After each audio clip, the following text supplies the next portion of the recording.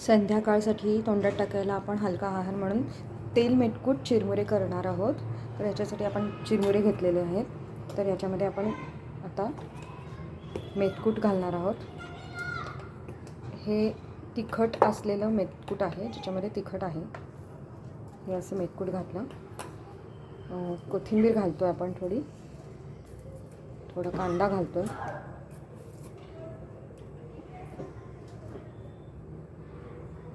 आणि आता आपण दाणे घालणार आहोत, थोडे दाणे. आणि आता आपण किंचित मीठ घालतो आहे.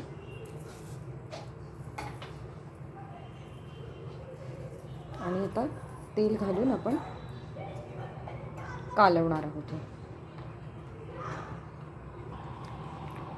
असे हे तेल मेटकूट चिरमुरे तयार आहेत खायला.